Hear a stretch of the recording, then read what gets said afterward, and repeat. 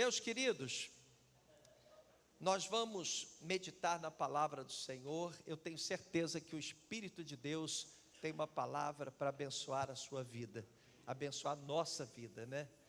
E a gente, quando sobe esse altar, tem uma responsabilidade enorme, porque a gente tem que falar não das coisas que estão no nosso coração, o que é difícil, né? Porque a própria Bíblia diz que a boca fala do que está cheio o coração, né? Mas a gente tem aquela responsabilidade, preocupação de rasgar o nosso coração na presença do Senhor, para que a gente possa ser instrumentos poderosos nas mãos do Senhor, para trazer não aquilo que apenas está no nosso coração, na nossa mente, mas que a gente possa trazer para a igreja uma palavra que possa não somente confortar, trazer conforto, trazer força para a igreja, mas também alinhar a igreja aos propósitos do Senhor, à vontade do Senhor. E é exatamente sobre isso que a gente vai falar hoje. A gente vai falar sobre nosso alinhamento com Deus, como é importante estarmos alinhados com Deus, como igreja, como é importante você estar alinhado com Deus. E é preciso que a gente entenda muito esse tema, porque a igreja se preocupa muito com santidade, o que realmente é importante. É muito importante que você busque a santidade. É muito importante que você tenha no seu coração o desejo de se tornar cada vez mais semelhante ao Senhor, né? Aquilo que foi destruído no pecado lá no Jardim do Éden, através do erro, né, de Adão e Eva, tem que ser consertado. Mas a própria Bíblia Sagrada diz que todos nós somos, como humanos, falhos, e não há um homem sequer que consiga cumprir a lei. Então nós precisamos da misericórdia, da graça de Deus. Agora, existem coisas, existem valores que são extremamente importantes para Deus. E ainda que você não seja capaz, eu sei que não é, não que eu esteja te julgando e nem me julgando, mas a própria Bíblia diz que você não é capaz de cumprir a lei de Deus. Então, o que é estar alinhado com Deus? É procurar entender o que é importante para Deus, o que realmente importa para Deus, e procurar se alinhar àquilo que é realmente relevante para o Senhor. Você pega a Bíblia Sagrada e você vai observar que todos os homens e mulheres que marcaram a sua história, que ficaram registrados no livro sagrado, foram falhos. Os grandes nomes da Bíblia, Deus, na sua infinita grandeza, sabedoria, fez questão de mostrar na própria Bíblia Sagrada que eles não foram perfeitos, mas eles conquistaram o coração de Deus, mesmo com as suas imperfeições. E a igreja, muitas vezes, e eu acho um grave erro, muitas vezes ela foca exclusivamente na questão da santidade, que ela jamais vai alcançar a plenitude da santidade, mas ela foca muito na santidade. A pergunta é: será que não existem outros valores que são importantes e que nos alinham com Deus? Porque se nós queremos ser santos, tudo bem, se os que passaram por nós lá atrás não conseguiram, como é que nós esperamos conseguir? Como é que você quer conseguir ser perfeito? Você não vai ser perfeito. E aí a gente cai naquilo que a gente chama de religiosidade. A religiosidade sempre nos levou a colocar em primeiro plano a santidade. Não, eu quero ser santo e tudo mais. Então você gera pessoas religiosas que insistem em mostrar que são mais do que na verdade são, pessoas que são falhas, pessoas que erram, pessoas que tropeçam, pessoas que caem, pessoas que fazem o que é mal aos olhos do Senhor, mas que muitas vezes querem passar uma de santinhas. E também você tem, ao contrário disso, pessoas que não se entregam ao reino, pessoas que não se adequam ao reino, porque se julgam despreparadas para tal. Ou seja, você tem pessoas talentosas que não fazem a obra porque se sentem despreparadas, não acham que tenham condições de fazer a obra do reino. A gente precisa entender uma coisa: estar alinhado com Deus, lógico, exige sim que você tenha no teu coração um desejo forte de santificar a sua vida. Mas não é só isso. E a igreja precisa entender que estar alinhado com Deus implica em fazer a vontade de Deus. Entender quais são as prioridades de Deus, o que Deus quer, aonde Deus quer que eu chegue, o que Deus espera de mim, como cristão, como igreja. Qual é a prioridade de Deus? Quando a gente consegue se alinhar a isso, aí sim a gente acaba conquistando o coração de Deus. A gente não conquista o coração de Deus só porque a gente é santinho, porque senão ninguém conseguiria conquistar o coração de Deus. Você consegue compreender? Às vezes eu falo determinadas coisas, e eu sei que o Espírito de Deus tem nos revelado coisas importantes, e nem sempre a gente tem a convicção de que todos estão compreendendo, né? A gente fala para todos, nem todos entendem. O que a gente precisa realmente pedir é que o Espírito Santo venha nos revelar, venha nos mostrar o que é da vontade dEle. A palavra, ela tem que ser entendida da forma como o Espírito Santo nos faz entender, e não obedecendo conceitos, valores religiosos, que muitas vezes levaram a igreja a cometer erros gravíssimos. Por exemplo, a questão do legalismo religioso é muito sério. Você vê pessoas que batem no peito, se acham melhores do que todo mundo, que se acham no direito de julgar as pessoas, julgar os outros, e você vai ver, muitas vezes são pessoas que não estão fazendo quase nada pelo reino. Muitas vezes as pessoas, elas têm uma noção completamente equivocada do que é cumprir a vontade do Senhor, e é sobre isso que a gente vai falar hoje. E eu começo citando a oração do Senhor Jesus, lá no Getsêmani. O Senhor Jesus disse: Pai, se possível, passe de mim esse cálice, afaste de mim esse cálice. Contudo, não seja feita a minha vontade, mas a vontade do Senhor, a tua vontade. Ou seja, ali o Senhor Jesus estava deixando claro que Ele estava ali não para cumprir a sua própria vontade, mas a vontade do Pai. E esta é a verdade que deve permear a igreja. Nós não estamos aqui para fazer a nossa vontade. Nós estamos aqui para fazer a vontade do Pai. E é interessante porque é isso que caracteriza o verdadeiro cristão.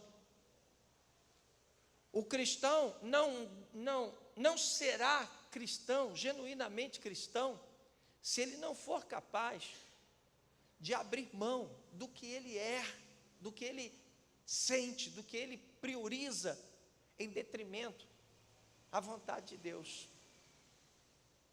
O cristão, ele precisa se quebrantar a ponto de abrir mão do que ele pensa, do que ele acha, dos seus valores, dos seus conceitos, em prol da vontade de Deus, da verdade de Deus. E é isso que Jesus disse ali: olha, eu não quero passar por tudo que eu tenho que passar, mas não seja feita a minha vontade, a tua vontade deve prevalecer. Você consegue entender? Agora, o que é a vontade de Deus? Vamos entender mais sobre esse tema. Vamos conhecer mais sobre esse tema. Eu queria que você abrisse a sua Bíblia inicialmente em 1 João, lá no finalzinho da Bíblia, não é o Evangelho, a carta. Primeira epístola de João, capítulo 5, nós vamos ler os versos 14 e 15. 1 João, capítulo 5, versos 14 e 15. Quem tem sede pela palavra do Senhor, diz, graças a Deus. Que o Senhor possa nos abençoar com esta palavra. 1 João, capítulo 5, versos 14 e 15. Diz assim: esta é a confiança que temos ao nos aproximarmos de Deus. Se pedirmos alguma coisa de acordo com a vontade de Deus, Ele nos ouvirá. E sabemos que Ele nos ouve em tudo o que pedimos. Sabemos que temos o que dele pedimos. Amém? Olha o que diz aqui a palavra do Senhor. Esta é a confiança que temos ao nos aproximarmos de Deus. O que é que nos dá confiança? Saber que se pedirmos alguma coisa de acordo com a sua vontade, Ele nos ouvirá. Tudo que nós pedimos, tudo que falamos, tudo que queremos, se estivermos alinhados com a vontade de Deus, Ele vai nos ouvir. E a pergunta é, o que Ele quer de nós? O que Ele espera de você? A pergunta é, será que Ele quer que você seja perfeito? Se a própria palavra diz que você não será perfeito, Ele quer sim que você tenha o desejo de obedecer a sua voz. Ele quer que você tenha no seu coração o desejo de buscar a semelhança dele. Mas Ele não exige que você seja perfeito. Porque a própria palavra de Deus diz que isso não é possível. Está fora de cogitação. Então, para onde Ele quer que você vá? O que Ele espera de você? Até onde Ele quer que você vá? Essa é a pergunta que a gente tem que fazer. Se você não consegue ser perfeito, se você vai ter sentimentos ruins, se você vai fazer escolhas erradas, se você inevitavelmente vai falhar, onde quer que Ele quer te levar? Para onde? O que é prioridade para Deus? Qual é a vontade de Deus? É isso que nós precisamos descobrir, né? Para estarmos alinhados com Deus, como igreja do Senhor Jesus. E agora eu queria que você lesse comigo o que está em João, Evangelho de João. A gente vai abrir agora João capítulo 6. Evangelho de João, capítulo 6. Nós vamos ler do verso 37 ao 40. 37 ao 40. Diz aqui a palavra do Senhor.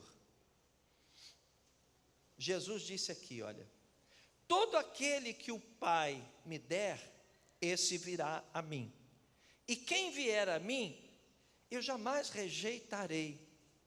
Pois desci dos céus, não para fazer a minha vontade. Você observa que o Senhor Jesus, Ele sempre esclarece, Ele sempre deixa claro que Ele não está aqui para cumprir a vontade dEle próprio.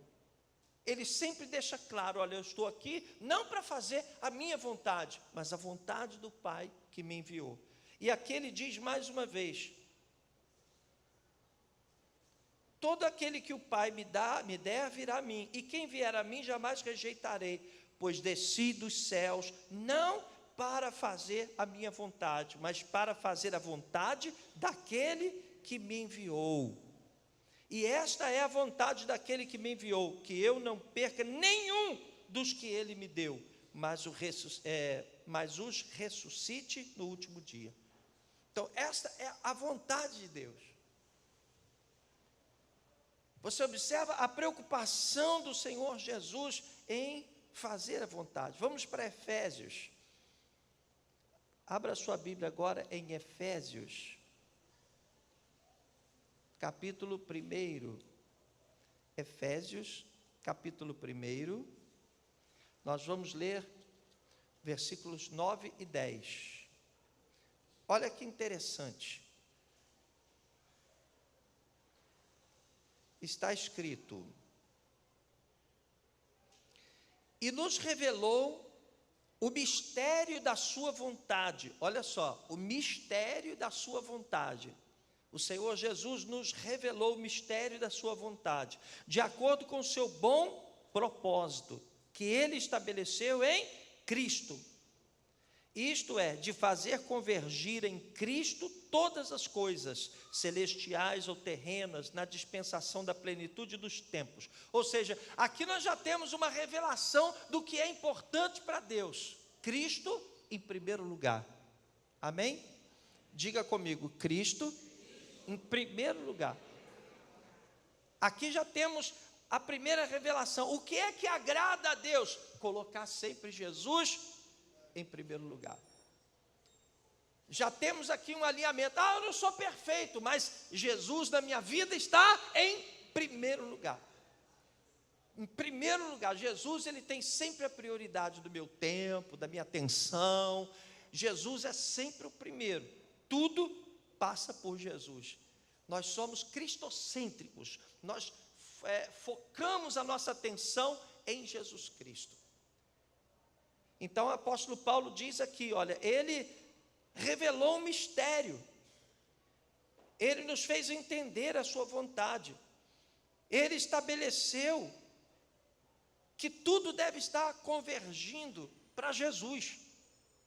Então, por que nós vivemos? Vivemos porque vivemos para Jesus. Tem uma canção que diz assim: e se vivemos, para o Senhor vivemos. Foram palavras do próprio apóstolo Paulo. Se morremos, para o Senhor morremos. Quer pois vivamos, quer pois morramos, somos do Senhor. Amém? Agora vamos entender um versículo muito forte na Bíblia. Vamos para Mateus. Vamos passear na Bíblia Sagrada. Mateus, abre aí, capítulo 7.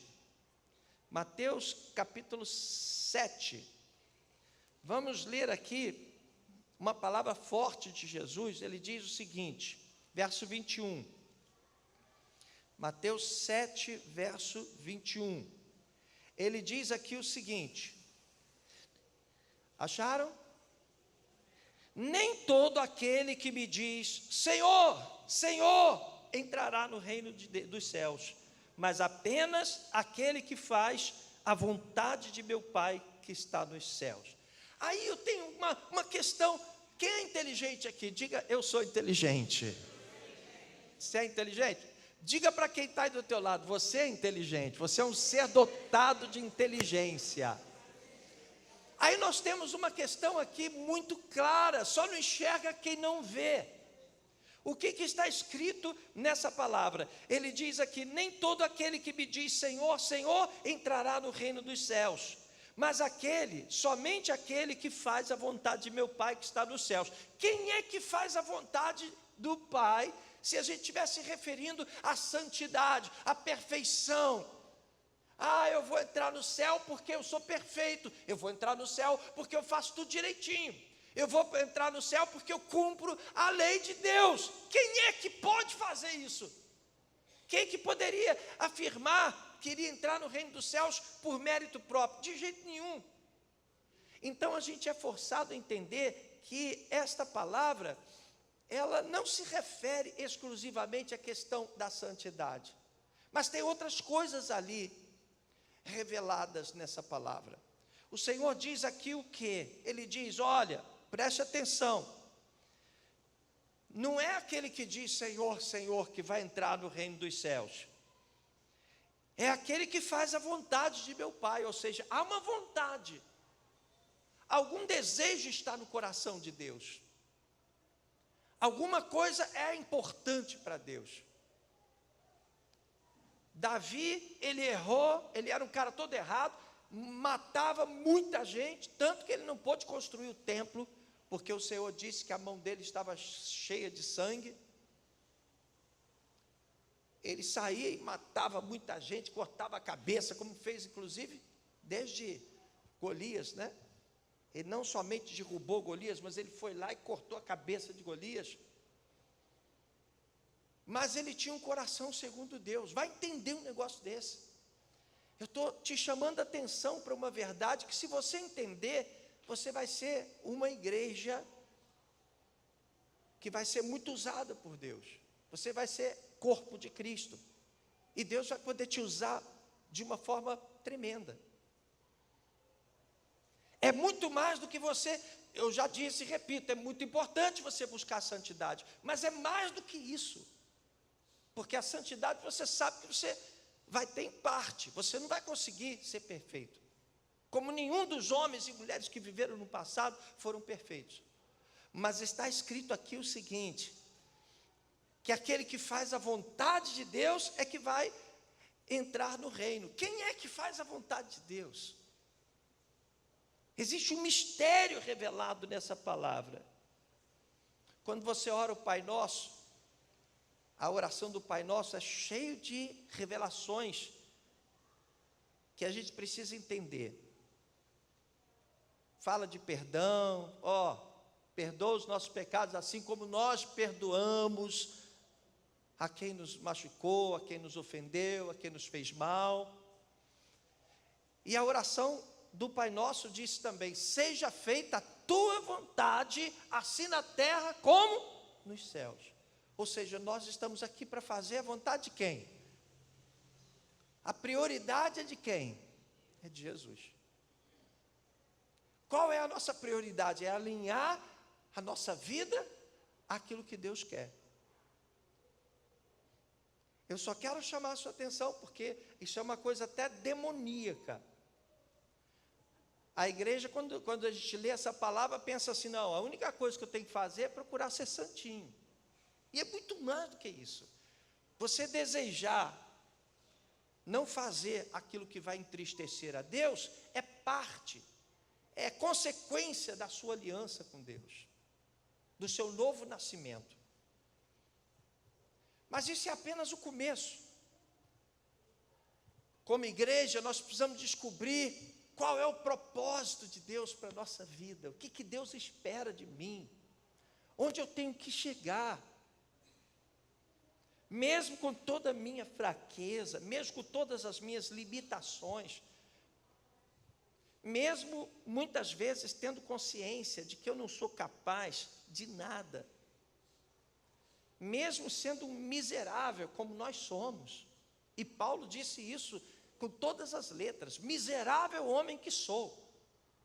Mas como miserável, ele foi o cara que Deus usou para escrever grande parte do Novo Testamento. Onde é que eu tenho que chegar? O que Deus espera de mim? Como eu posso alinhar a minha vida aos propósitos do Senhor, né? É interessante, uma vez, isso está em Marcos capítulo 3, quando Jesus já estava enfrentando lá perseguição, estava para ser crucificado, já estava chegando, né, a hora dele ser morto. Aí alguém disse para ele: ó Jesus, a tua mãe e os teus irmãos estão aí fora. Aí Jesus disse algo curioso, né? Jesus disse, você pode conferir depois em Marcos 3, Jesus disse assim: a minha mãe e os meus irmãos são aqueles que fazem a minha vontade. Você entende? Há sempre um propósito maior.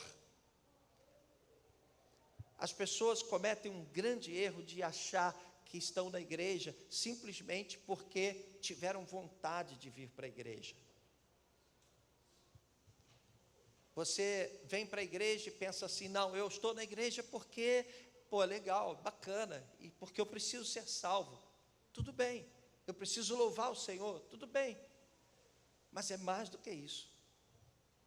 Todo mundo que está aqui agora, cada pessoa que está aqui agora, tenha você a idade que tiver, tenha você o passado que tiver, seja você quem for, tenha você a cultura que você tiver, saiba que Deus te trouxe aqui, porque Ele tem um propósito na sua vida. O pastor Felipe estava lembrando aqui ainda há poucos instantes, que a gente estava aqui essa semana, aqui almoçando juntos, e eu estava falando, eu observei que ali na mesa tinham muitas pessoas, e cada uma dessas pessoas tinha um papel importante no reino. É interessante como Deus vai levantando pessoas para sustentar o reino, para administrar o reino. Pessoas que vão dar aquilo que ninguém daria. Pessoas que vão viver o reino, que vão se entregar pelo reino. Pessoas que vão vir para lavar o banheiro, pessoas que vão vir para fazer o cafezinho, pessoas que vão vir para cuidar do som, pessoas que vão vir para mexer nas câmeras, sei lá. Cada um tem uma função. E Deus vai chamando cada um para cumprir uma função. E todo mundo converge para Jesus. E quando a gente fala que converge para Jesus, a gente está falando, converge para o propósito do Senhor Jesus. Então aqui nós temos pessoas que tinham uma vida completamente fora do padrão. Nós temos aqui pessoas que eram beberronas. Nós temos pessoas aqui que eram mentirosas. Nós temos pessoas aqui que tinham muitas falhas. Nós tínhamos pessoas aqui que já na época cheiravam cocaína. Nós tínhamos pessoas aqui que usavam drogas de todos os tipos. Nós tínhamos pessoas de todo jeito. E Deus foi lá e disse: eu preciso de você, vem para cá. E você foi resgatado e você veio para cá. Às vezes eu chego aqui, durante a semana eu vejo Valdeci aqui, aí eu fico louvando ao Senhor, porque há quase 40 anos atrás, Valdeci chegou lá na igreja, ele tinha uma barraquinha de consertar guarda-chuva na porta da igreja, e ele chegou lá, viciadão, lá, cheirando pó e tal, e aí eu vejo o quanto o Valdeci é importante no reino. Quando tem alguma coisa para fazer, a primeira coisa que a gente fala: Valdeci, fala com o Valdec, porque o Valdec está sempre pronto para estar aqui servindo. Isso foi durante anos e anos e anos. Propósito do Senhor. Deus olhou para ele lá, cheirando pó, todo perdido, lá vendendo lá o guarda-chuva dele, consertando o guarda-chuva. Falou: rapaz, eu preciso desse negão aí, eu quero esse cara comigo. Vou trazer esse cara porque eu preciso dele. Esse cara vai ser muito usado. Você consegue entender? E cada um tem um propósito. Então, quando você vem para a igreja, é preciso que você entenda que a pior coisa que pode acontecer é você chegar aqui e se acostumar e sentar na igreja, participar dos cultos aos domingos, participar das células talvez, e achar que tudo para por aí. Não para. Eu vou dizer uma coisa para vocês. Nós temos uma missão. E Deus tem colocado no meu coração um desejo, uma fome, uma sede de ir além, de fazer coisas que a gente nem imagina. Sabe por que eu creio nisso? Porque Jesus disse que eu faria as mesmas obras que Ele fez, e obras maiores eu faria, porque Ele tinha voltado para o Pai. Então eu creio, mas creio mesmo, que Deus está nos preparando para fazer algo muito grande. Eu sempre fui muito ousado. Quando a gente começou nosso trabalho, bispa? A gente era desse tamanhozinho, a gente tinha uma igreja pequena. Era praticamente uma célula de 30, 40 pessoas. E a gente começou a se lançar, começou a ir para a rua, a gente carimbava folheto, a gente ia atrás de pessoas, a gente ia buscar, a gente entrava nas comunidades, a gente falava de Jesus para traficantes, tudo que a gente podia fazer, a gente fazia pelo reino. A gente deu passos de fé, a gente foi para a rádio, a gente entrou em programas de rádio, a gente levou Jesus para milhares de pessoas. Muita gente conheceu Jesus através do nosso trabalho, por causa da nossa ousadia. Hoje tem pastores pregando a palavra lá nos Estados Unidos, porque ouviram de nós. Pastores que eram envolvidos com demônios, que lutavam com demônios, que eram tomados por demônios, hoje são pastores, estão pregando a palavra. Eu creio que Deus está nos preparando para coisas grandes. Como o pastor Felipe estava falando, ano que vem nós estamos nos preparando, nós vamos começar a fazer uma obra aqui que você não tem nem ideia do que vai acontecer. Quando as pessoas passarem aqui na porta, elas vão olhar e vão falar: caramba, essa igreja tem crescido muito. Não vai ser para vaidade nossa. As pessoas vão olhar para cá e vão saber que aqui tem o poder de Deus. E às vezes você consegue entender que a gente passa por períodos difíceis, a gente é provado, a gente é tentado, a gente passa por situações complicadas. Às vezes a gente olha para o lado e pensa assim: nossa, mas meu Deus, fazer a obra é difícil demais. É muito difícil, meu Deus. Existem períodos da igreja que a gente passa por tantos problemas, tantas adversidades. Parece até que Deus está reprovando a gente. Às vezes a gente fica desesperado, mas sabe o que é isso? É batalha espiritual. Porque o diabo sabe onde Deus quer nos levar. E ele tem tentado nos frear, tentado nos parar. Mas olha, eu profetizo em nome de Jesus, maior é aquele que está conosco, e nós vamos fazer um grande trabalho, e o nome do Senhor será glorificado através da nossa vida. E quando eu digo nossa vida, não é apenas da minha vida, é da tua vida, porque juntos nós vamos fazer valer o propósito do Senhor, amém? Pois bem, então nós vimos que o importante é alinhar a nossa vida com Deus.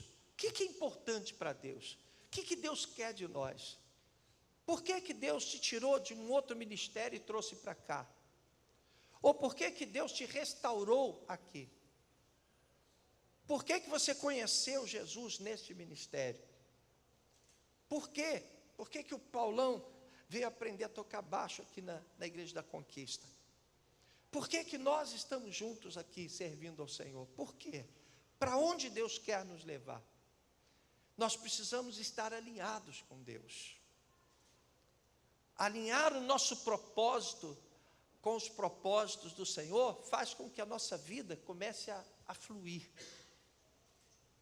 Por isso que a palavra do Senhor diz: crede no Senhor vosso Deus e estareis seguros. Crede nos seus profetas e prosperareis. Prosperar não no sentido exclusivamente de ganhar dinheiro, de prosperar, mas de dar certo, de avançar, de crescer. Qual é a vontade de Deus? O que é importante para Deus? O que Deus quer que seja priorizado? É isso que importa. Com todas as suas fraquezas, com todos os seus erros, com todas as suas vacilações. A gente já falou que o homem é assim, um dia ele está bem, outro dia está mal. Por isso é que a gente não pode julgar ninguém. Um dia a gente está aqui, outro dia está lá, outro dia está cá, outro dia está no meio, outro dia está mais ou menos, outro dia está lá embaixo, outro dia você acorda um dia muito bem, no outro dia você acorda mal. Essa aí é a sina de todo ser humano. A gente nunca está bem, sempre bem, não. A gente é falho, a gente tem muitos envolvimentos, comprometimentos emocionais. Tem épocas que a gente busca mais, tem épocas que a gente busca menos. Mas uma coisa é certa: a nossa vida pertence ao Senhor. Nós temos com Deus uma aliança. Nós fomos chamados com propósito. E essa mensagem, o que eu pedi a Deus, e há poucos instantes eu estava orando, pedindo a Deus para que eu tivesse capacidade de passar essa verdade para você como igreja. O que é que Deus espera de você? Onde Deus quer que você chegue? Vamos entender. Nós temos 3 versículos, aliás, 2 versículos, 2 passagens bíblicas, melhor, que revelam tudo isso. O que nós temos que fazer para alinhar o nosso propósito com Deus? Vamos pegar a primeira passagem bíblica. Onde é que Deus quer que a gente chegue? Mateus 6,33, o que está lá? Mateus 6,33, é um versículo conhecido nosso. O que está escrito lá? Buscai, pois, em primeiro lugar, diga comigo, em primeiro lugar, o reino de Deus e a sua justiça, e todas estas coisas serão acrescentadas a vocês. Então essa é a primeira coisa, buscar sempre em primeiro lugar o reino de Deus, os interesses do reino de Deus. Você não vem para a igreja para ser servido, você vem para a igreja pelo reino. Você tem que dizer para Deus: Senhor, eu não estou aqui para ser servido, eu estou aqui para servir. Eu estou aqui porque eu quero ser um vaso de bênçãos nas tuas mãos. Eu quero ser um instrumento. Eu não sou perfeito, eu não tenho condições, eu não sei falar, eu não sei fazer isso, não sei fazer aquilo, não importa. Eu estou aqui para servir o reino em primeiro lugar. Todas as suas escolhas, você tem que colocar sempre o reino em primeiro lugar, os interesses do reino em primeiro lugar, no seu tempo, no seu talento e no seu tesouro. São os 3 T's. Sabe, tem gente que, é interessante isso, tem gente que quando está na desgraça, está firme na fé. Quando começa a melhorar, aí fica fraco. Tem gente que quando está na miséria, é dizimista, fiel, é ofertante, quando está na dureza. Quando começa a prosperar, já começa a achar que não precisa, já começa a negligenciar o dízimo, a sonegar dízimo, já começa a achar que não deve dar oferta, quando na verdade Deus vai te honrar exatamente porque Ele já está contando com o seu dízimo, Ele já está contando com a sua prosperidade. Ele está dizendo, ó, vou abençoar o Alex, vou fazer o Alex ganhar muito dinheiro, porque o Alex é dizimista fiel, ele vai passar a dar mais oferta, e eu vou usar esse dinheiro para poder fazer isso. Você está entendendo? Tudo de Deus está focado no reino. O seu tempo, a sua atenção é reino. Reino sempre em primeiro lugar. Diga comigo, o reino sempre em primeiro lugar. Quando você consegue fazer isso, aí você começa a entender o que é caminhar alinhado com Deus. Por que Deus, muitas vezes, passou por cima de erros que foram cometidos no passado? Você pega os homens e mulheres que viveram no passado, erraram, e Deus, eles pagaram o preço, porque quem planta, colhe. Mas Deus abraçou, Deus cuidou, Deus estava com eles, porque eles honraram a Deus, eles priorizaram o reino de Deus. E uma das coisas que mais me incomoda, eu vou ser franco com você, uma das coisas que mais me incomoda, eu tenho orado para que Deus me dê muita sabedoria para orientar a igreja, para abençoar a igreja com essa verdade. É o fato da igreja, nós precisamos ser santos, e não faz nada pelo reino, e não prioriza o reino. Muitas vezes a gente vê a igreja sendo tão tradicional. Você já reparou que a gente tem costume de fazer sempre as mesmas coisas? Até onde você senta aqui na igreja, costuma ser no mesmo lugar. Você olha daqui para lá, você sabe quando a pessoa está faltando, porque você olha para o lugar dela, ela está sentada no mesmo lugar. Você entende? É difícil a gente mudar os hábitos, é difícil a gente deixar de ser o que a gente é.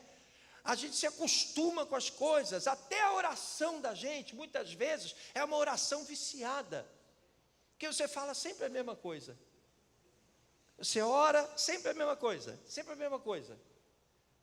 É difícil quebrar essa rotina, é difícil inovar, é difícil passar de onde nós estamos, sabe? E muitas vezes você vê a igreja vivendo de rotina. Não, eu tenho que ir para a igreja domingo. A pessoa vem como se fosse gado e senta ali, porque tem que vir, domingo é dia de vir para a igreja e tal. E a igreja ensina isso, e a gente vive disso. Mas é muito mais do que isso. Você é igreja a semana inteira, 24 horas por dia. Onde você estiver, você é a igreja do Senhor Jesus. E Deus quer te usar no seu trabalho, Deus quer te usar na escola, na faculdade, Deus quer te usar dentro da sua casa, na sua família. Deus quer que você faça algo pelo reino. O reino está em primeiro lugar sempre. E o que a gente faz? Muitas vezes a gente chega dentro de casa, a gente não consegue ser profeta dentro da nossa casa. A gente não consegue falar de Jesus para as pessoas que nós amamos. Elas estão indo para o inferno. É a Bíblia que diz isso. Porque elas ainda não se converteram, não conheceram a Jesus, e a gente entra naquela rotina, a gente entra todo dia em casa, é a mesma coisa. O que nós estamos fazendo para mudar isso?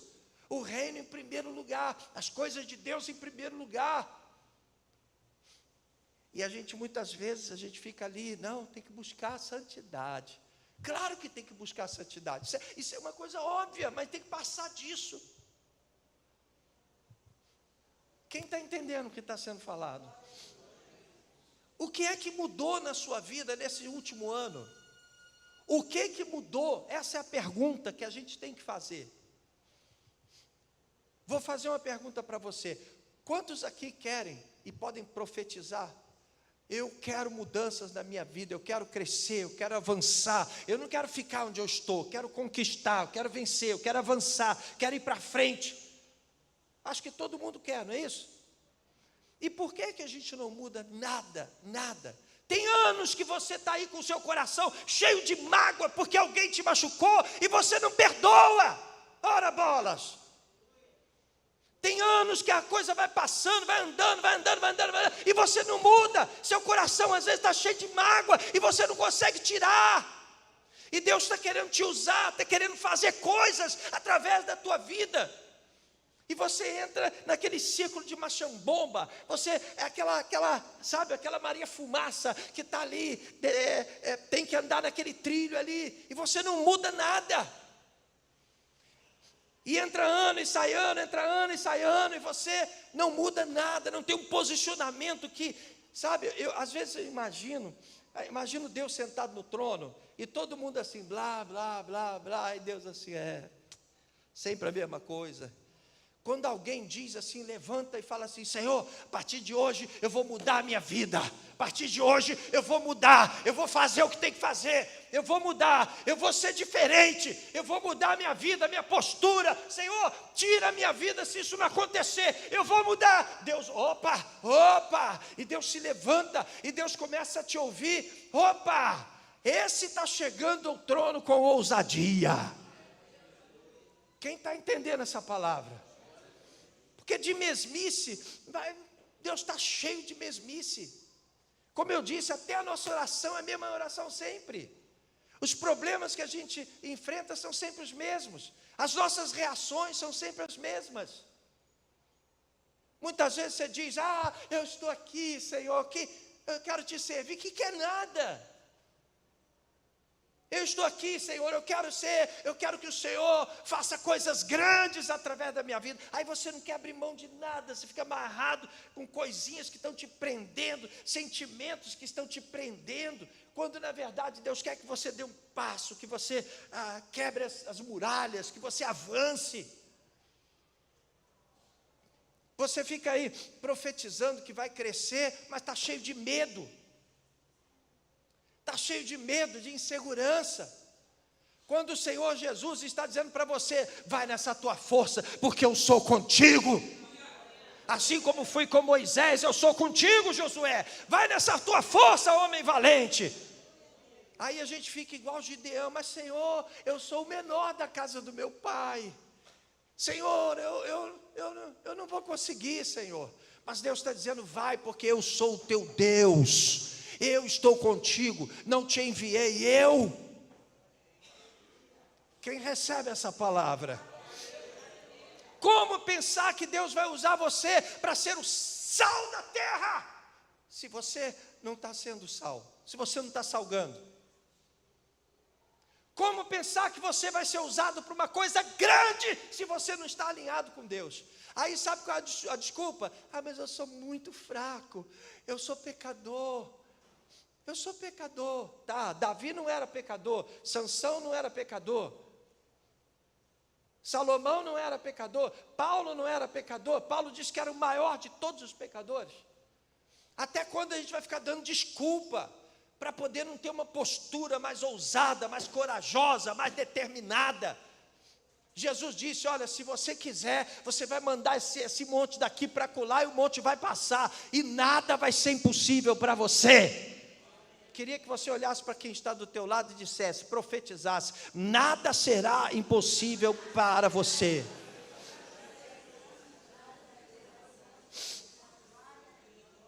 Nada, você está entendendo? É nada. Você pode ir muito além, você pode, meu Deus do céu, com você está o mesmo Espírito Santo que quando descia sobre Sansão, dava força para ele para derrubar prédios inteiros. Você está entendendo? O mesmo Espírito que estava sobre Davi, quando ele encarou aquele gigante lá, e foi lá e derrotou o gigante, está sobre a tua vida. Aí você fica aqui, blá, blá, blá, blá, blá, falando em línguas, lá, lá, lá, lá, lá, lá, lá. Mas o que está mudando na sua vida? Tem que mudar, a gente tem que avançar, a gente tem que alinhar a nossa vida ao propósito do Senhor. Você tem que se engravidar do que está no coração de Deus e tem que dizer: eu quero ser o sal da terra, eu quero fazer parte de um movimento que vai arrebentar a boca do balão. O reino de Deus será visto de uma maneira diferente, em nome do Senhor Jesus. Você consegue entender?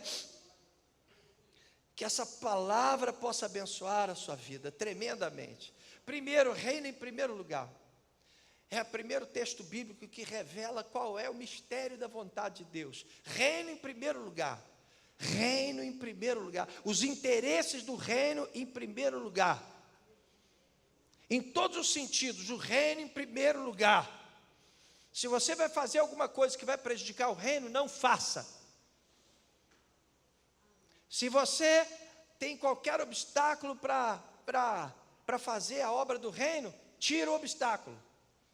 Reino em primeiro lugar. A sua vontade não é nada. Reino em primeiro lugar. Paulo disse: logo já não sou eu quem vive. Paulo era perseguidor da igreja.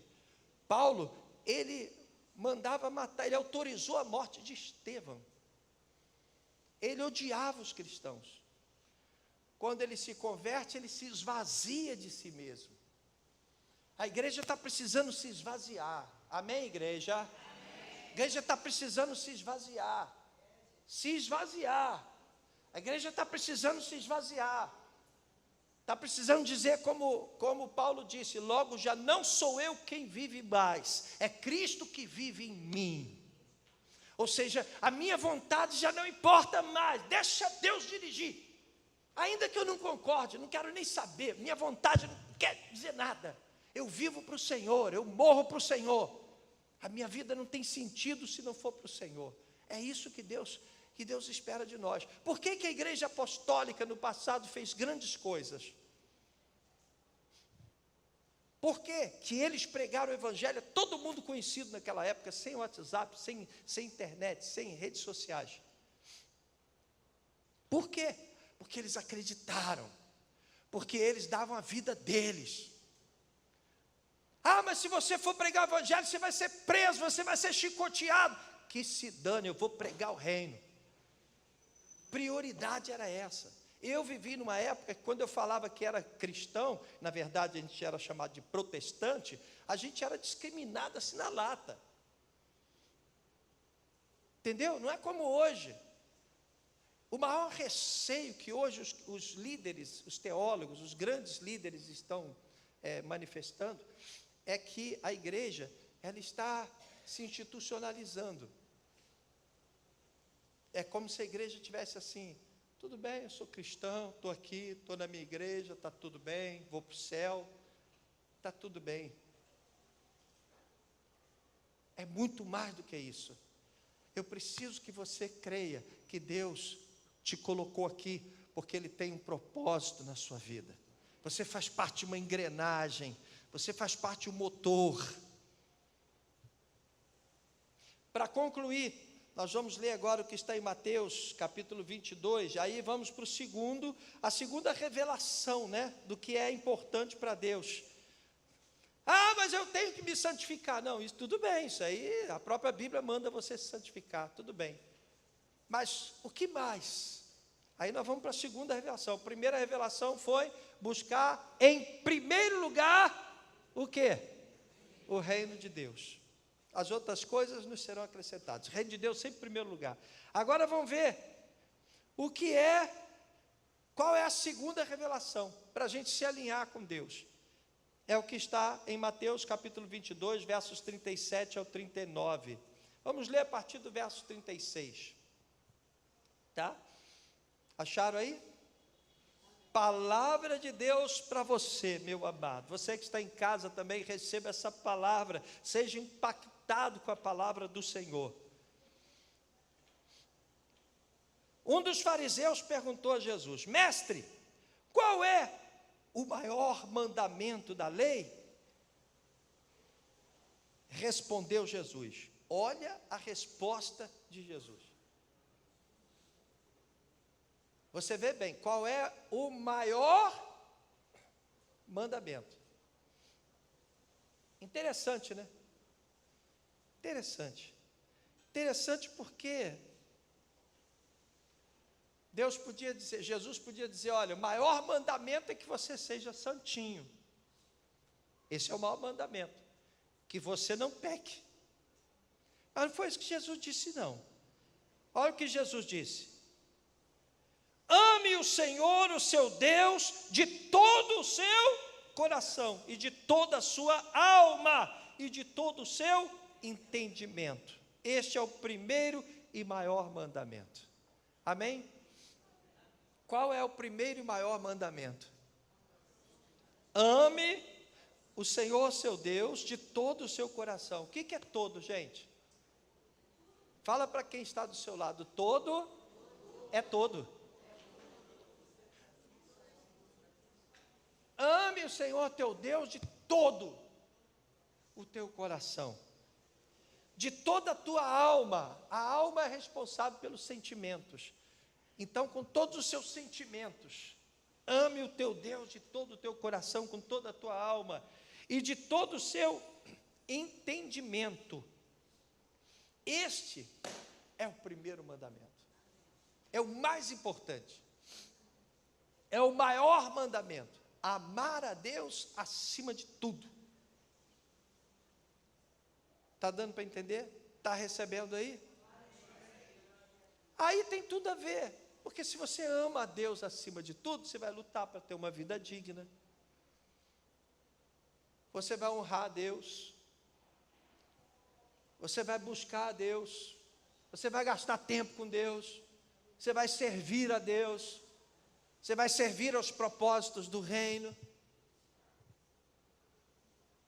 Porque você ama a Deus. Se você tiver que fazer uma escolha entre o bem e o mal, o que você vai fazer? Porque você ama a Deus. Se você tiver que perdoar alguém, você não quer perdoar, mas você ama a Deus, você vai perdoar. Porque você vai ouvir a voz de Deus. Você ama a Deus acima dos teus sentimentos. Ele diz aqui, ó, de todo o teu coração, de toda a tua alma e de todo o seu entendimento. Esse é o primeiro e maior mandamento. Aí ele passa para o segundo mandamento, né? Qual é o segundo mandamento? Versículo 39. E o segundo é semelhante a ele: ame o seu próximo como a si mesmo. Qual é o segundo mandamento? Hein? Ame o seu próximo como a si mesmo. Esse é o segundo mandamento. Ame o seu próximo como a si mesmo. Meu Deus, quanta coisa está interligada a isso. Quanta coisa está conectada. Amar o seu próximo. Sabe, irmãos, vou dizer uma coisa para vocês. Uma coisa que tem me incomodado demais. Tem me incomodado muito, de uns tempos para cá, principalmente. É ver a falta de amor. A falta de amor do mundo já era de se esperar, mas a falta de amor dentro da igreja. É impressionante como a gente fala uma coisa e vive outra. É impressionante como a gente vê cristãos com o coração cheio de ódio. É impressionante como cada dia que passa as pessoas estão se importando menos com a dor do irmão.